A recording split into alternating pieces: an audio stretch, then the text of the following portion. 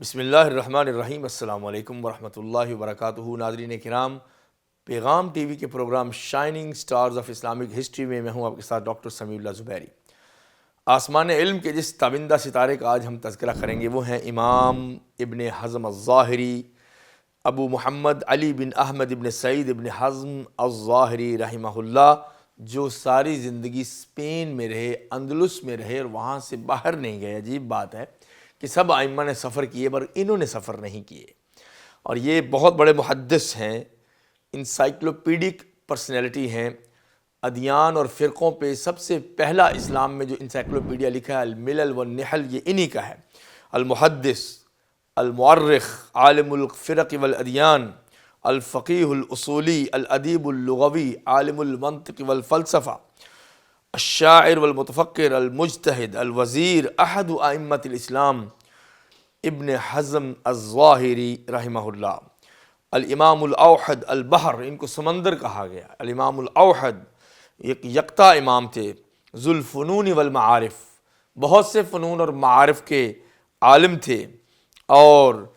ظاہری مکتبہ فکر کے دوسرے فادر ہیں، دوسرے باب ہیں، الاب الثانی لمدرسۃ الظاہریہ،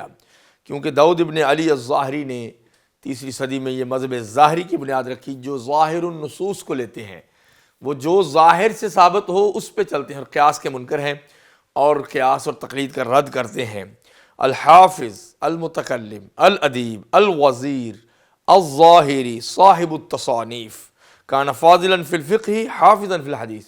فقہ میں بہت فاضل تھے، حدیث کے حافظ تھے۔ یہ آپ کو بتاتا چلوں کہ اندلس میں 5ویں صدی میں فلسفے کا زور تھا، انکار حدیث، انکار خدا، انکار قرآن، اس طرح کے فلاسفہ سے اندلس بھرا ہوا تھا۔ اس وقت جو سد سکندری جس نے باندھی علوم حدیث کے ذریعے، وہ امام ابن حزم تھے، اور وَلَهُ اختیار فی الفقہ علی طریقۃ الحدیث،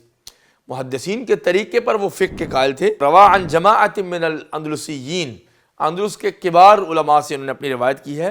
اور پہلے یہ بہت ناز و نعم میں پلتے تھے، والد وزیر تھے اور یہ وزیر کے بیٹے تھے۔ علم کی دنیا میں آنے کا سبب ایک حادثہ یہ ہوا کہ کسی قریبی کے جنازے میں گئے اور نماز جنازے کا صحیح سلیقہ نہیں آ رہا تھا۔ سب تو اہل علم تھے، ارد گرد علمی ماحول تھا، تو انہوں نے تنقید کی کہ تو کیسا نوجوان ہے، تجھے نماز جنازے کا بھی صحیح طریقہ نہیں آتا؟ تو وہ کہتے ہیں مجھے اس کی بہت شرم آئی، اور کان سبباً، یہ سبب بن گیا کہ میں علمی دنیا کی طرف لوٹ آؤں، اور تب تک نگاہ اٹھا کے نہیں دیکھا جب تک علامہ نہیں بن گئے۔ ایک دفعہ مسجد میں گئے اور وہاں جا کے بیٹھ گئے، تو ایک عالم نے کہا تمہیں اتنی سمجھ نہیں کہ تحیۃ المسجد پڑھتے ہیں؟ تو دوسری دفعہ جب گئے تو سورج غروب ہونے والے تھے، تحیۃ المسجد پڑھنے لگ گئے۔ کسی نے کہا اتنی سمجھ نہیں کہ اس وقت نہیں پڑھتے؟ بہت شدید غصہ کیا اپنے اوپر کہ میں اتنا جاہل ہوں کہ مجھے کچھ پتہ نہیں۔ عالم بن کے واپس لوٹے، اور یہ اس قدر غیرت مند تھے کیونکہ علمی خاندان سے تھے۔ اور ابن خاقان نے کہا ہے وَبَنُو حزم فِتْيَةُ عِلْمٍ وَأَدَبٍ وَمَجْدٍ، جو بنو حزم ہیں ان کے جو جوان ہیں وہ کون سے نوجوان ہیں؟ فِتْيَةُ عِلْمٍ وَأَدَبٍ وَمَجْدٍ، یعنی خاندانی بزرگی ان کو ملی ہے، علم ملا ہے اور ادب بھی ملا ہے۔ یہ ادیب بھی ہیں، لغوی بھی ہیں، شاعر بھی ہیں، ناصر بھی ہیں، بہت سے شعر ہیں ان کے، اور عام گفتگو کو شعر بنانے پہ قادر تھے۔ ابن ماقولہ ان کے شاگرد ہیں، کہتے کان حافظا عالما بعلوم الحدیث، حافظ تھے، علوم حدیث کے عالم تھے، وفقہ، اور اس طرح کہا کہ مستنبطا للاحکام فی الکتاب والسنہ، قرآن و سنت سے استنباط کرنے کا ملکہ حاصل تھا، فی علوم جمع، بہت سے علوم کے ساتھ، عاملا بعلمہ زاہدا فی الدنیا، اپنے علم پہ عمل کرنے والے تھے اور دنیا میں زاہد تھے، بے رغبت تھے۔ اگرچہ پہلے خود بھی وزیر رہے کئی دفعہ اور ان کے والد بھی وزیر رہے، بعد الریاسہ جب وزارت چھوڑ دی تو علم کی دنیا میں فل مگن ہو گئے، اور کہتے ہیں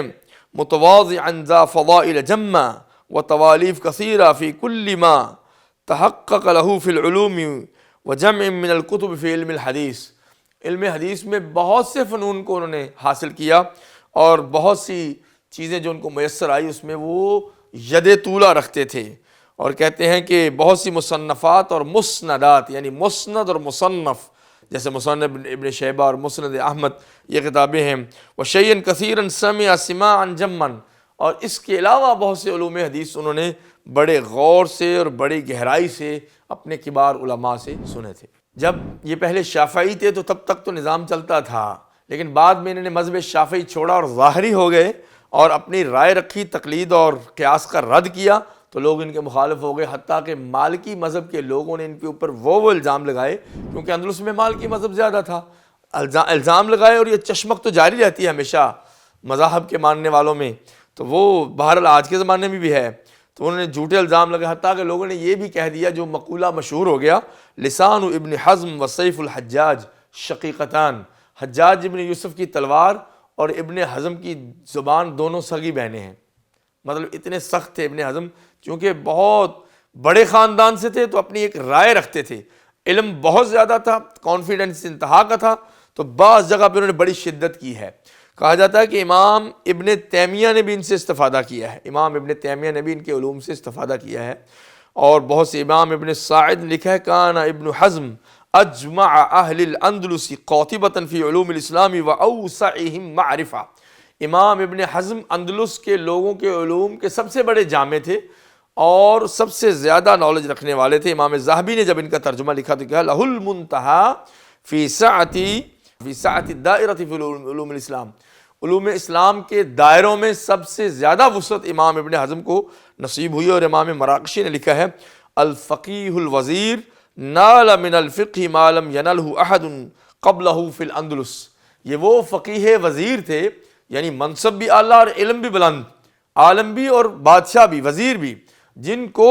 فقہ میں وہ مقام حاصل ہوا جو ان سے پہلے اس لیول پہ کسی کو نہیں ہوا، اور انہوں نے اپنے دور حکومت میں ان کے والد نے بھی ان کو حدیث پڑھنے کے لیے مائل کیا تھا، اور کہتے ہیں کہ المعرفۃ بالسیر والاخبار، جو پہلے زمانوں کی خبریں ہیں اور سیرتیں ہیں اور حالات زندگی ہیں ان کے وہ ماہر تھے، وہ ماہر اللغات، عبرانی اور سریانی زبان جانتے تھے، والفلسفۃ والمنطق والبراءۃ فی الجدال والکلام وفی الطب والمنطق، طب میں، منطق میں، جدال میں، مناظرہ میں، بحث میں، اصول بحث انہوں نے لکھے، اصول مناظرہ لکھے، یہودیوں سے کئی دفعہ مناظرہ کیا جب یہ جوان تھے اندلس اور اشبیلیہ میں اور قرطبہ میں، اور بہت سے شہر بدلتے رہے، کبھی ان کے دادا کے دور میں، کبھی ان کے والد کے دور میں ان پہ مصیبتیں آئیں، اور کبھی ان کے دادا کے دور میں۔ ان کے بارے میں امام ابن سعید نے لکھا ہے کہ یہ وہ سمندر ہے جس کی گہرائی میں پانی ختم نہیں ہوتا، اور لیکن اس کا پانی پینے والا سیراب بھی نہیں ہوتا، اور یہ وہ ماہ تمام ہیں، بدر تمام ہیں کہ جس کو دیکھ کے انکار نہیں ہو سکتا اور اس تک پہنچا بھی نہیں جا سکتا۔ الیہ المنتہا فی الذکاء والحفظ، ذہانت اور حافظے میں انتہا کے درجے پہ فائز تھے۔ ان کے اخلاق کے بارے میں امام ضبی نے لکھا ہے کان زاہدا فی الدنیا بعد الریاسہ، یہ اپنی ریاست شہر کے بعد، ریاست و ولا کے بعد جب یہ وزیر تھے اور وزیر کے بھی نائب رہے اور خود بھی وزیر رہے، اس کے بعد جب علم کی دنیا میں فل مگن ہو گئے تو پھر زاہد فی الدنیا بھی ہو گئے تھے، مال بھی اللہ نے بہت دیا تھا۔ لم یجی بعد الامام ابن حزم من یسامیہ ولا من یساویہ، حضرت امام ابن حزم کے بعد ایسا کوئی بندہ نہیں دیکھا گیا جو ان سے مقابلہ کر سکتا یا ان کے ہم پلہ ہی ہو جاتا۔ کس چیز میں؟ فی سعۃ علمہ و قوت حجتہ، ان کے علم کی وسعت میں اور دلائل کی قوت میں، وطول باعہ، اور فن کی مہارت میں، وحفظہ للسنۃ وقدرتہ علی الاستنباط، اور نبی کریم صلی اللہ علیہ وسلم کی احادیث اور سنن کو حفظ کرنے میں، محفوظ کرنے میں، اور وہاں سے فقہی استنباط کرنے میں، الا شیخ الاسلام مجدد القرن السابع، سوائے شیخ الاسلام احمد ابن تیمیہ کے جو مجدد تھے 7ویں صدی کے، وقد استفاد من کتبہ، اور خود شیخ الاسلام ابن تیمیہ نے ان کی کتابوں سے استفادہ کیا۔ لیکن ایک بات ہے کہ امام ابن تیمیہ نے قیاس کا انکار نہیں کیا، جو قیاس مع الفارق قیاس باطل ہے اس کا انکار کیا ہے،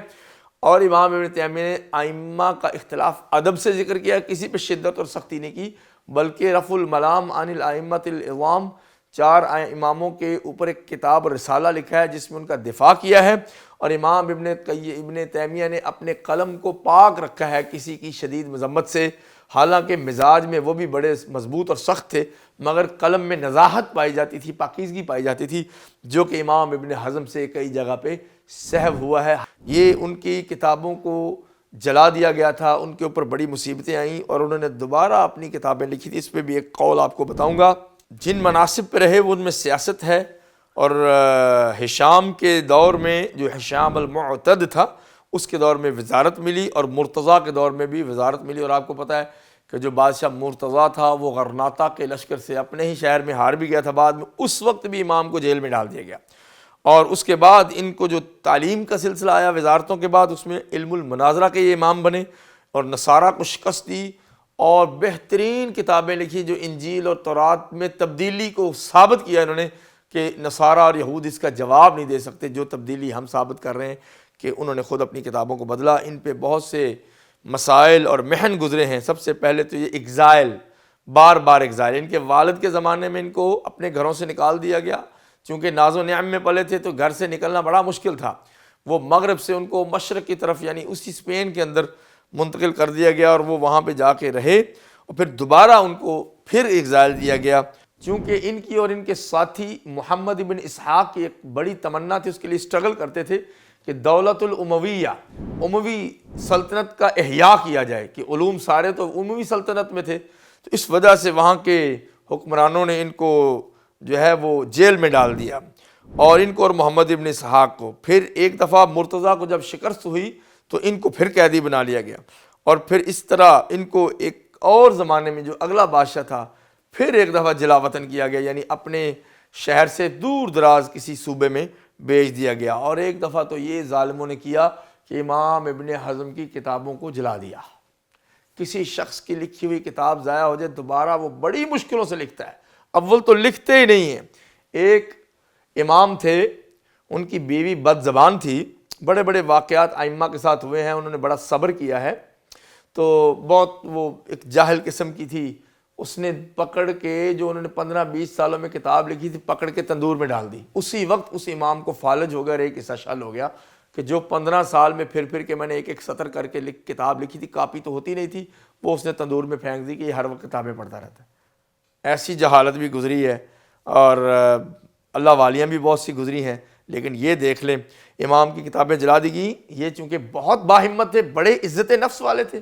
بڑی شخصی غیرت رکھتے تھے، انہوں نے پھر بڑی ہمت باندھی، کمر کسی، اور دوبارہ جملہ ارشاد کیا وَيُدْرِكُ الْإِنسَانُ الْمُؤْمِنُ، کہتے ہیں انسان پہ جب مصیبتیں آتی ہیں پھر وہ کھڑا ہوتا ہے، پھر وہ غور کرتا ہے، تو اس کے بعد وہ جان لیتا ہے ان حیاتہ صورۃ للارادۃ التی لا تعرف التردد، کہ انسان کی اصل زندگی اس ارادے کا تصور ہے، اس کی صورت اور عکس ہے جو تردد کو نہیں جانتا، ریلیکٹنٹ نہیں ہوتا، جو کام کرنا ہے وہ کر گزرتا ہے، دوبارہ اپنی کتابوں کو لکھنا شروع کر دیا۔ یہ اتنے بڑے امام تھے، ان کی کتابوں کی لسٹ بہت لمبی ہے، 200 کے قریب یا اس سے بھی زائد کتابوں کے مصنف ہیں، اور اگر کچھ نہ ہوتا تو ان کی 2 کتابیں ہی شہرۂ آفاق ہونے کے لیے کافی ہیں۔ ایک المحلہ، آثار صحابہ اور تابعین پہ محلہ کتاب ہے، اور دوسری ہے الفصل فی الملل والنحل، یعنی بہت سی فصلیں ملتوں اور نہلوں یعنی قوموں کے بارے میں، ادیان اور فرقوں کے بارے میں انسائکلوپیڈیا۔ یہ مقارنۃ الادیان کے آدمی ہیں، سب سے پہلے انہوں نے موسوعہ لکھا ہے الملل والنحل جو بہت مشہور ہے، اور اس طرح جوامع السیرہ، الملل والنحل، نقط العروس، حجۃ الوداع، جمہرۃ انصاب العرب، عرب لوگوں کے جو نسب نامے ہیں ان سب کا ڈھیر، پوری ڈکشنری لکھ ڈالی۔ ابطال القیاس والرأی والاستحسان والتقلید، قیاس اور محض رائے اور استحسان کہ یہ مسئلہ مجھے چونکہ اچھا لگ رہا ہے تو یہ ٹھیک ہے، اس کی اور تقلید کی مذمت میں انہوں نے ایک رسالہ لکھا، اس کا نام ابطال ہے۔ اور الاتصال یہ لکھا الآثار التي ظاہرها التعارض ونفی التناقض عنها، وہ اقوال صحابہ و تابعین جن میں ظاہراً تناقض نظر آتا ہے لیکن تناقض ہے نہیں، تعارض ہے نہیں، اس کو دور کیا۔ یہ کتنی دقیق نظری اور گہرے مطالعے کی عکاس ہے۔ اور پھر اسی طرح اپنے شاگرد شرائح کو اجازہ دی ہے، وہ لکھی الاجماع و مسائلہ، بہت زیادہ گہرائی سے امام ابن خزیمہ اور امام ابن حزم نے اجماع پہ گفتگو کی ہے، یعنی جن چیزوں پہ مجمع علیہ جو چیزیں ہیں، جن پہ سب ائمہ کا اور محدثین کا اجماع ہے، اس کا دعویٰ کیا ہے۔ الاحکام فی اصول الاحکام، یہ اصول فقہ کی کتاب ہے، کیونکہ اصولی بھی تھے، فقیہ بھی تھے۔ اور عشق اور محبت کے بارے میں ایک ایسی کتاب لکھی ہے جو کسی اور امام کے ہاں یہ فن نہیں پایا جاتا، طوق الحمامہ، یعنی کبوتری کے گلے کی جو گانی ہوتی ہے نا، اس کا وہ نام رکھا ہے۔ اور وہ انہوں نے لکھی تھی، ایک رسالہ ہے جو محبت میں ہے، کہ محبت اور الفت کیسے ہوتی ہے اور کیسے سچی ہوتی ہے، کون سی جھوٹی ہوتی ہے۔ میں نے جب ایک دفعہ وہ پڑھا اسلامی یونیورسٹی میں تو یہ بڑا دلچسپ تھا، ایک ہی دن میں پڑھ لیا، تاکہ جوانوں کو شوق بھی ہوتا ہے، اس وقت ہم پڑھتے تھے۔ تو اس میں لکھا تھا کہ پہلی نظر میں جو محبت ہوتی ہے وہ پختہ نہیں ہوتی، بار بار اس میں جانا پڑتا ہے۔ بہرحال تو اسپین کے علماء میں، مالکیوں میں کافی وسعت تھی، تو اس کا اثر امام ابن حزم پہ بھی ہوا۔ اختلاف الفقہاء الخمسہ مالک و ابو حنیفہ و شافعی و احمد و داود للجمہور، کہ 5 ائمہ کا جمہور کے ساتھ کیا اختلاف ہے۔ یہ کتنی، یعنی الفقہ المقارن جو کمپیریٹو فقہ ہے اس پہ بھی گہری نظر ہے۔ اور پھر انہوں نے اخلاق النفس، نفسیات پہ، علم نفسیات پہ، اخلاقیات، ایتھکس پہ رسالہ لکھا۔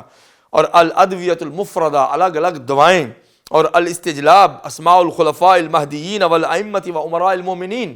خلفاء اور امراء المومنین کے نام، اور امہات الخلفاء، ایک رسالہ جتنے خلفاء گزرے ان کی مائیں کون کون تھیں، ان کا کیا مقام تھا۔ دیکھیں مشکلہ فی مسائل الصفات، صفات کے بارے میں اصل میں ان کو پرابلم تھی، صفات باری تعالیٰ کے بارے میں انہوں نے تعویل کی ہے، اور بعض ایسے موقف نقل کر دیے جو جہمیہ کے ہیں، اس لیے علماء نے ان پہ رد کیا ہے۔ وہ کس وجہ سے ہوا کہ فلسفہ بہت پڑھ لیا تھا انہوں نے، تو علم الکلام سے شدید مخالطہ کی وجہ سے وہ صفات کے مسئلے میں بعض جگہ پہ سلپ ہو گئے۔ التاریخ الصغیر فی اخبار الاندلس، اندلس کی تاریخ میں کتاب لکھی ہے حد الطب، میڈیکل سائنس میں الدرہ فی الاعتقاد، عقیدے میں کتاب لکھی ہے الاملاء فی شرح الموطا، موطا کی شرح بخاری کی، مسلم بھی، اس پہ ان کی کتابیں ہیں۔ دیوان ابن حزم، ان کی شاعری کا دیوان موجود ہے، وہ اس قدر شاعری بھی کر لیتے تھے۔ الرد علی اناجیل الانصار، نصارہ کی مختلف انجیلوں کا رد۔ الامامۃ والسیاسہ، الالوان، رنگوں پہ رسالہ۔ الاملاء فی قواعد الفقہ، فقہ کے قواعد پہ انہوں نے اسماء اللہ الحسنہ یہ کتاب لکھی ہے۔ اظہار تبدیل الیہود والنصارى للتوراۃ والانجیل و بیان تناقض ما بایدیہم مما لا یحمل التاویل،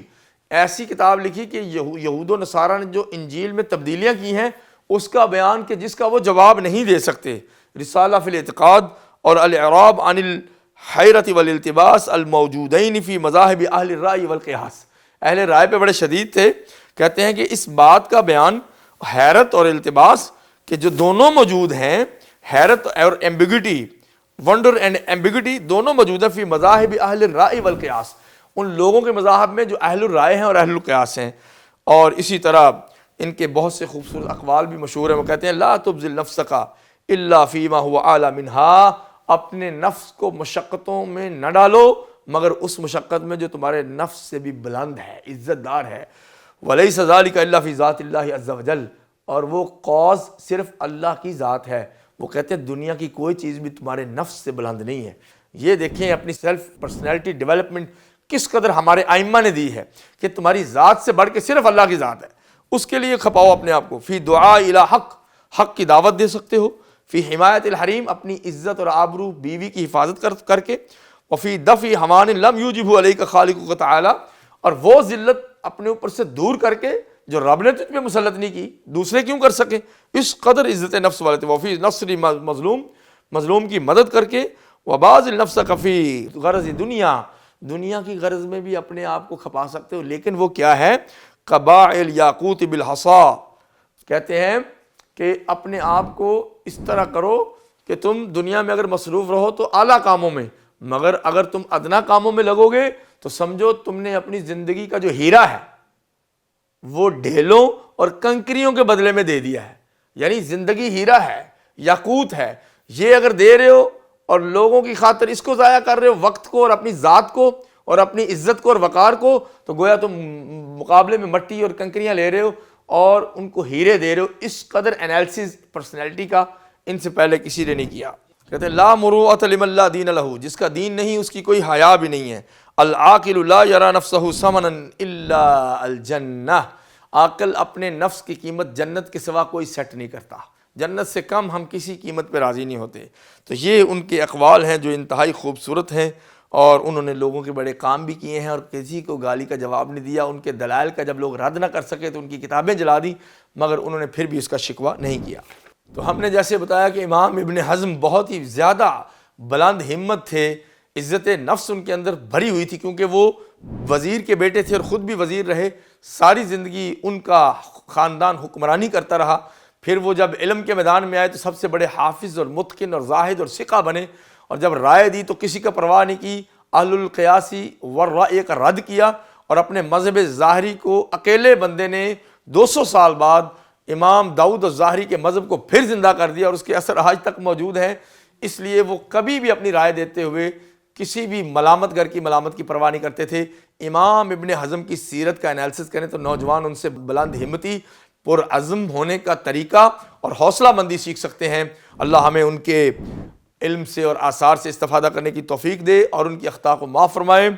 ناظرین کرام، اپنے ہوسٹ ڈاکٹر سمیع اللہ زبیری کو اگلے پروگرام تک کے لیے اجازت دیجیے۔ اللہ حافظ۔